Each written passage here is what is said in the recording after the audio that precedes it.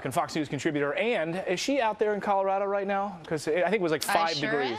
Yeah, can't really find her in Colorado Springs. Dug out of some snow. Hey, Michelle, nice to see you this morning.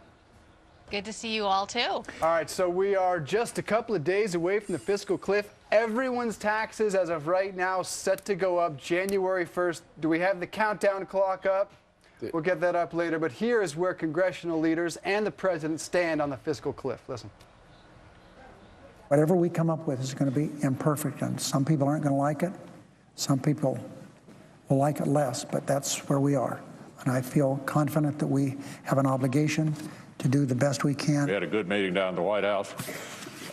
We are engaged in discussions, the Majority Leader, myself, and the White House, in the hopes that we can come forward as early as Sunday and have a recommendation that I can make to my conference and the Majority Leader can make to his conference.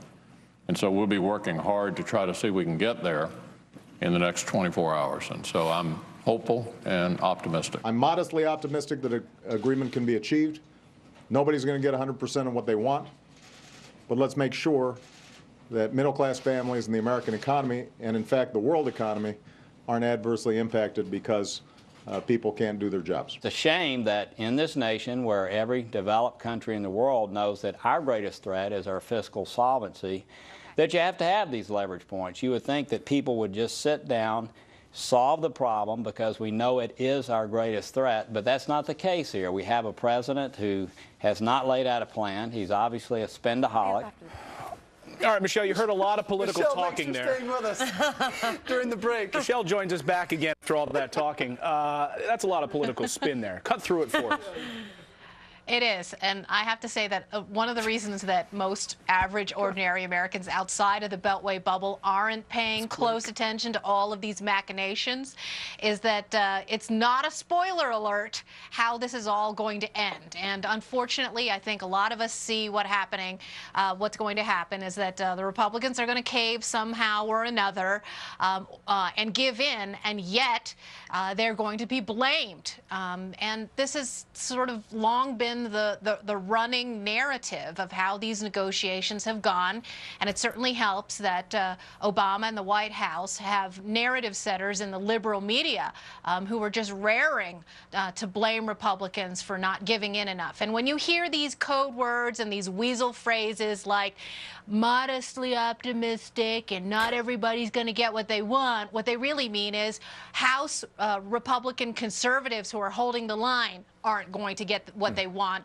and Americans who believe in fiscal discipline are not going to get what they want. Do you buy the Charles Krauthammer argument from yesterday, which is that the president was very aware right after the election he wanted to create a civil war within the Republican Party, and to Charles's point, he did just that. There's a civil war now within the Republican Party. Do you buy that?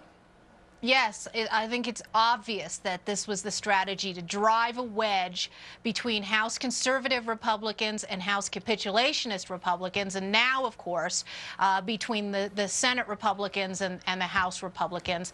When the ball is in Harry Reid's court, this is not a good thing for conservatives. And what's going to happen now between today and tomorrow is you've got Mitch McConnell and Harry Reid sitting down, never a good thing. And apparently trying to come up with the income tax threshold.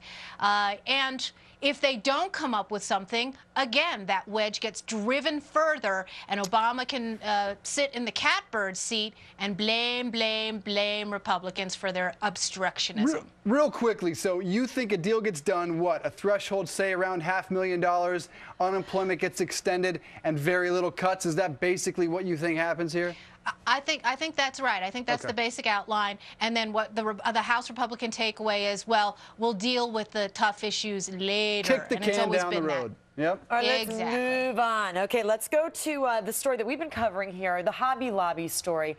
This is a faith-based business, and they have decided that they are going to basically risk paying potential fines up to $1.3 million per day because they are refusing to provide the morning after pill to employees. It does not go with their beliefs.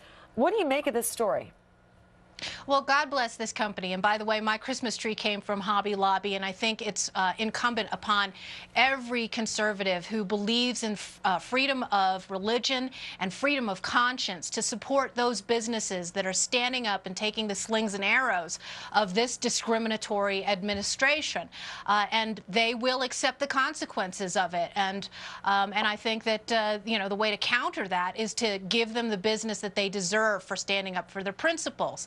And, you know, Laura Ingraham made a very good point about selective double standards here when it comes to religious liberty, because Sonia Sotomayor, who sits on the Supreme Court now and who made this decision to deny Hobby Lobby's hearing before SCOTUS, had actually ruled in a lower court decision that she protected the First Amendment religious liberties of a Muslim inmate who wanted his Ramadan meals covered.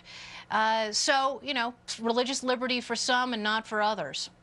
So there is a double standard, you think, in her ruling against the Christian business, but previously having ruled in favor of this Muslim-born American. Yes, and you know what? It should be pointed out with regard to this Obamacare provision forcing companies that practice their faith to violate their consciences, that there are many other court cases going on right now fighting that, and people need to be made aware of those institutions, those businesses, and those I think some of them are Catholic or Christian universities and hospitals and healthcare providers that are also fighting those battles as well. Does this set up a well, we're going to go to break here in a second, but just real quick, do you think that this sets up a precedent now? I mean, with her having thrown this out of the Supreme Court, not hearing this, I mean, no more in front of the Supreme Court for any of these other conservative companies? Well, I think if you look at some of these cases, they're being fought on different grounds, and I mean, they're in different jurisdictions. So I think, you know, pun intended, these businesses and these individuals who are fighting these battles have to keep the faith, and we have to keep the faith with them. On that note, Michelle Malkin, good to see you. Happy New Year. Happy New Year, Michelle. You too. All right. You too.